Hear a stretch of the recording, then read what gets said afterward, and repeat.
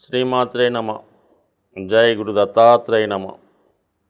ఈ వీడియోలో మనం మిథున రాశి వారికి నవంబర్ 16 నుంచి డిసెంబర్ మధ్యకాలంలో ఏర్పడబోతున్నటువంటి బుధాదిత్య యోగ ప్రభావం మిథున రాశి వారి మీద ఏ విధంగా ఉండబోతుంది అని పరిశీలించినప్పుడు మరి మిథున రాశి వారికి ఒక ధైర్య యోగం లాంటిది ఇది.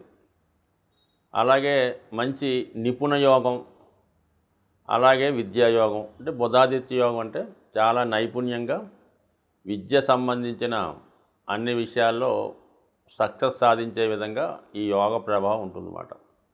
అంటే బుధుడు ఒక విద్యార్థి లాంటి వాడు. అందువలన ఈ మిథున రాశి వారు నిరంతరం ఏదో ఒక కొత్త విషయాన్ని తెలుసుకునే అన్వేషణలో ఉంటారన్నమాట.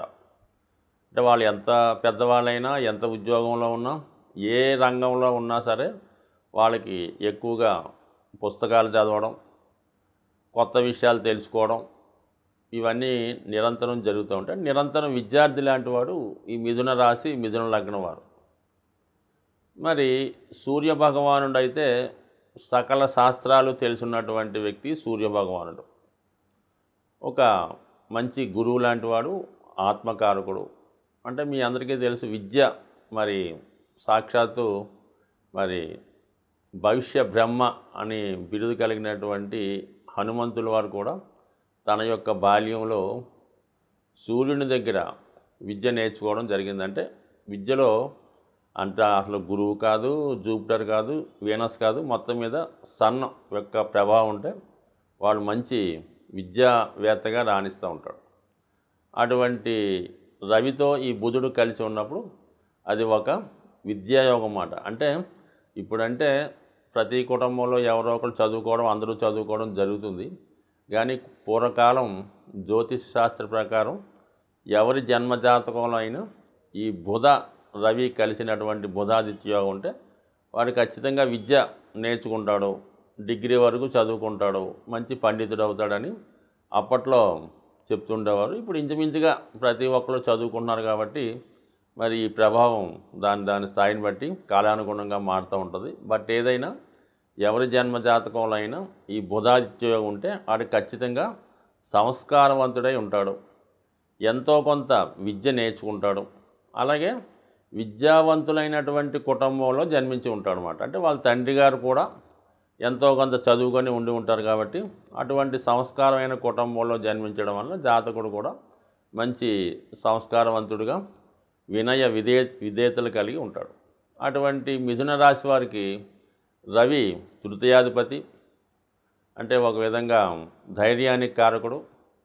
మరి బుధుడు విద్యాకారకుడు, అంటే సంగ్రహించేవాడు అన్నమాట. ఏదన్నా ఒక విషయాన్ని గ్రహించాలంటే బుధుడి యొక్క బలం ఉండాలి. అటువంటి ఈ బుధాదిత్య యోగం 6వ స్థానంలో ఏర్పడింది. సో ఏదైనా 6వ స్థానం అన్నది ఒక విధంగా దుస్థానం అయినప్పుడు కూడా అది విజయస్థానం, జయస్థానం. అంటే ఉపచయ స్థానాలు ఉంటాయి 3, 6, 10, 11. ఈ ఉపచయ స్థానాల్లో ఉన్నటువంటి గ్రహాలు అంటే కనీసం ఈ ఉపచయ స్థానాల్లో కనీసం 2 స్థానాల్లో అయినా ఏవో కొన్ని గ్రహాలు ఉంటే ఆ జాతకుడు తన స్వశక్తితో ముందుకు వెళ్ళే ప్రయత్నం చేస్తూ ఉంటాడు. అదృష్టవశాత్తు 4 కూడా అంటే 3వ భావంలో, 6వ భావంలో, 10, 11 భావాల్లో కూడా గ్రహాలు ఉంటే ఖచ్చితంగా ఆ జాతకుడు ఉన్నత స్థాయి దాకా వెళ్ళడం జరుగుతూ ఉంటుంది. అంటే సుపీరియర్గా ఒక సాధారణ స్థాయిలో ఉన్నప్పుడు కూడా ఉన్నత ఉద్యోగ అవకాశాలు కానీ, ఉన్నత రాజ్యాధికారం కానీ వచ్చే అవకాశం ఉంటుంది. అటువంటి 6వ స్థానంలో మరి తృతీయాధిపతి బుధుడితో రవితో పాటు బుధుడు కూడా ఏర్పడడం వల్ల పైపెచ్చి అంటే బుధుడు స్వతంత్రంగా తన ఫలితాలు ఇవ్వడం, ఏ గ్రహంతో కలిస్తే ఆ గ్రహ ఫలితాలు ఇవ్వడం జరుగుతుంది. ఇప్పుడు 6వ స్థానంలో కంప్లీట్గా రవి ఒక్కడే ఉన్నట్టు భావిస్తే ఆ ఫలితం మీకు 100% క్లారిటీ వస్తుంది. సో దీనివల్ల ఏం క్లారిటీ ఉంది? ఇప్పుడు ఎవరైతే మిథున రాశి వారు ప్రభుత్వ ఉద్యోగం కొరకు ప్రయత్నం చేస్తున్నారు వారికి ఖచ్చితంగా ప్రభుత్వ ఉద్యోగ ప్రయత్నాలు ఫలిస్తాయి. దాని తర్వాత ఏంటంటే మరి మీ సొంత విషయాల్లో ఏవైనా కోర్టు సమస్యలు కానీ, అలాగే దగ్గర బంధువులతో విభేదాలు విరోధాలు కానీ ఉంటే అవి ఖచ్చితంగా మీకు అనుకూలంగా పరిష్కారం అవడం జరుగుతుంది. అంటే మీకు ఫేవర్గా న్యాయం జరుగుతుంది. ప్రభుత్వ అధికారులు రాజకీయ నాయకులు మీకు సావకాశంగా అనుకూలంగా ఉండడం జరుగుతూ ఉంది. సో అలాగే బుధుడు కూడా మీకు చతుర్థాధిపతి అవుతున్నాడు. అటువంటి బుధుడు 6వ స్థానంలో ఉండి రవితో కలిసి ఉండడం వల్ల సాధారణంగా మీరు ఏదైనా మీకున్నటువంటి స్థిరాస్తి వ్యవహారాల్లో ఏవైనా ఇబ్బందులు ఉన్నా, మీ స్థిరాస్తి పైన రుణాలున్నా, ఇతరుల ఆధీనంలో ఉన్న అంటే స్థిరాస్తిపై ఉన్నటువంటి ఎటువంటి లావాదేవీలైనా ఈ సమయంలో మీకు పరిష్కారం అవ్వడం జరుగుతుంది. ఏదైనా మీకు ఈ యోగ ప్రభావం వల్ల విజయం అంటే 6వ భావం మనకి ఏం చెప్తుంది? శత్రువులు, రోగాలు, రుణాలు. అంటే రుణాలంటే మనకి ఏంటంటే మామూలు కేవలం అప్పే కాకుండా మనం తీర్చుకోవాల్సినటువంటి బాధ్యతలు అంటే తండ్రి రుణం, తల్లి రుణం, అలాగే భార్య రుణం. ఈ రుణాలు తీర్చుకునే ప్రయత్నంలో జాతకుడు వాటిని ఫుల్ఫిల్ చేసే అవకాశం ఉంటుంది. మరి అదే కొన్ని సందర్భాల్లో జాతకుడు ఆరోగ్య విషయంలో కూడా తనకు ఉన్నటువంటి అనారోగ్య సమస్యల్ని మరి క్యూర్ చేసుకొని సంపూర్ణ ఆరోగ్యంతో బయటపడడానికి కూడా ఈ యోగం కారణం అవుతూ ఉంది. అంటే అదృష్టవశాత్తు ఈ యోగం మీద అంటే 6వ స్థానంలో ఏర్పడినటువంటి బుధాదిత్య యోగం మీద 12వ స్థానంలో ఉన్నటువంటి గురువు యొక్క దృష్టి కూడా పడుతుంది. అంటే ఏదైనా మరి ఒక ఉద్యోగానికి ఏంటంటే 2, 6, 10 అటువంటి దశమాధిపతి వ్యయంలో ఉంటూ 6వ స్థానాన్ని చూడటం వల్ల జాతకుడు ఏమైనా మరి ప్రస్తుతం ఉన్న ఉద్యోగం నుంచి వేరే విదేశంలోగానో, దూర ప్రాంతంలోనో, బెంగళూరు, చెన్నైలో ఉద్యోగ ప్రయత్నాలు చేస్తుంటే ఈ సమయంలో అతను చేస్తున్నటువంటి ఉద్యోగ ప్రయత్నాలు ఫలించి ఉద్యోగరీత్యా ప్లేస్ మారడానికి కొంతవరకు అనుకూలమైన స్థితి ఈ ప్రస్తుతం ఏర్పడినటువంటి గ్రహస్థితి జాతకుడికి అనుకూలంగా ఉంది. బట్ ఏదైనా ఈ యోగం నవంబర్ 16 నుంచి డిసెంబర్ 15 మధ్యలో ఏర్పడినటువంటి యోగం మరి మిథున రాశి వారికి విజయ యోగంగా మారే అవకాశం ఉంది. సాధారణంగా ఒకరి జన్మజాతకంలో ఏర్పడినటువంటి ఒక యోగాలు కానీ అలాగే గ్రహాల యొక్క స్థితి ఎప్పుడూ కూడా ఆ యొక్క గ్రహాలని జాతకుడు ప్రసన్నం చేసుకోవాలన్నమాట. అంటే మనకి పూర్వకాలంలో ఈ జానపద సినిమాలు చూసేటప్పుడు ఈ మాంత్రికులు అవ్వచ్చు, వేరే వాళ్ళు అవ్వచ్చు, ఏదో ఒక దేవతని ప్రసన్నం చేసుకొని దాంతో కొన్ని శక్తులను వాళ్ళు పొందడం అన్నది మనకి జానపద సినిమాల్లో కనబడుతూ ఉంటుంది. దానికి చాలా వరకు రాజులు కూడా చాలా కాలం తపస్సు చేసి ఒక పవర్ అంటే అది శివుణ్ణో విష్ణుమూర్తినో పూజించి ఆ శక్తి పొందేవారు. స్వభావసిద్ధంగా జాతకంలో వాళ్ళకి యోగం ఉన్న పొందడం జరుగుతూ ఉంటుంది. ఇప్పుడు కూడా జాతకుడు మనకి జన్మించిన జన్మచక్రంలో ఏదో గజకేసరి యోగం ఉందండి, పంచమహాపురుష యోగం ఉంది, రవి ఉచ్చులో ఉన్నాడు, శుక్రుడు ఉచ్చులో ఉన్నాడు, ఏముంది ఇంకా బ్రహ్మాండంగా డెవలప్ అవుతాం, ఎగ్గా కలిసి వస్తుంది చాలామంది అనుకుంటూ ఉంటారు. వాళ్ళు అనుకోవడం కన్నా సాధారణంగా వాళ్ళ పేరెంట్స్ ఈ పిల్లవాడి జాతకాన్ని చూసి మా వాడి జాతకంలో శుక్రుడు ఉచ్చులో ఉన్నాడండి బ్రహ్మాండంగా అని వాళ్ళు సరదా పడుతుంటారు. కానీ ఎప్పుడు కూడా జాతకుడు ప్రయత్నం చేస్తేనే ఆ గ్రహం యొక్క ఫలితాన్ని పొందడం జరుగుతూ ఉంటుంది. ఉదాహరణకి శుక్రుడు చాలా బలంగా ఉన్నాడు, ఇతను సినిమాలో బాగా రాణించగలడు అని జాతక చక్రంలో ఒక జ్యోతిష్కుడు చెప్పినప్పుడు అది ఆటోమేటిక్గా సునాయాసంగా రావడం ఏమి జరగదు.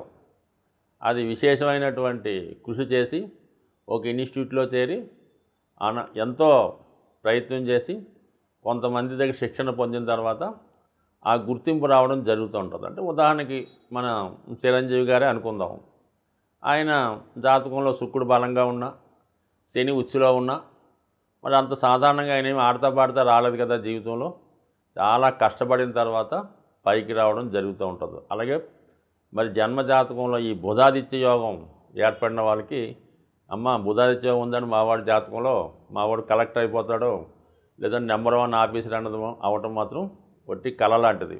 ఖచ్చితంగా ఒక మంచి గురువుని ఆశ్రయించి ఖచ్చితంగా దానికి తగినటువంటి సబ్జెక్ట్ నేర్చుకొని ఒక క్రమశిక్షణతో ఉండడం వల్ల ఈ యోగ ప్రభావం రావడం జరుగుతుంది. ఎవరు ఇంచుమించుగా 100కి 60 మంది జాతకాల్లో ఈ బుధాదిత్య యోగం ఉంటుంది. మరి అందరూ ఉన్నత విద్యావేత్తలు అవుతున్నారా అంటే వాళ్ళ ప్రయత్నం బట్టి ఉంటుంది. మరి ఖచ్చితంగా ఈ బుధాదిత్య యోగం రాణించాలంటే మరి జాతకుడు ముందుగా సూర్య నమస్కారం, సూర్య ఆరాధన అంటే ప్రతిరోజు కూడా సూర్య నమస్కారం చేసుకొని సూర్యభగవాన్ని తనకు తెలిసిన విధంగా ఆదిత్య హృదయమో సూర్యాష్టకమో ఏదన్నా సూర్య మంత్రాన్ని చదువుకొని ఆదివారం రోజు చాలా నియమంగా ఉండాలి. అంటే కామన్గా అది ఎన్వి, మద్యం, మందు ఏదో కొన్ని ఉంటాయి కదా, వీటికి దూరంగా ఉండడం అన్నది ఈ యోగం రాణించాలంటే అది రాజకీయ నాయకులకైనా ప్రభుత్వ ఉద్యోగులకైనా సాధారణ వాడికైనా ఈ ఆదివారం నియమం వల్ల అపారమైనటువంటి శక్తి రవిబలం కలుగుతూ ఉంటుంది. ఇక బుధుడు మారించాలంటే విష్ణుమూర్తి ఆరాధన, వెంకటేశ్వర స్వామి, విష్ణుమూర్తి, విష్ణు సహస్రనామ పారాయణ ఇవి చేసుకోవడం వల్ల బుధుడు బలవంతుడు అవుతాడు.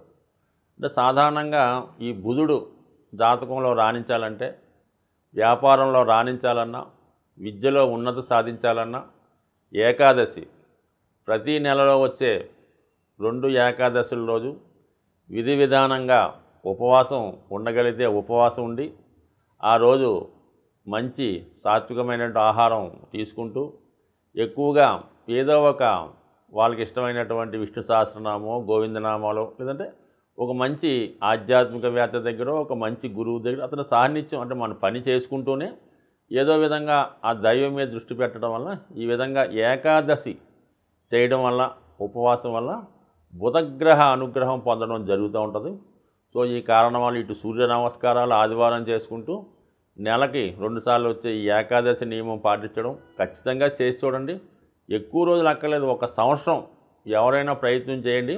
వాళ్ళు ఉన్నత స్థితికి ఖచ్చితంగా ఏ స్థాయిలో ఉన్నా ఎదగడం జరుగుతుంది.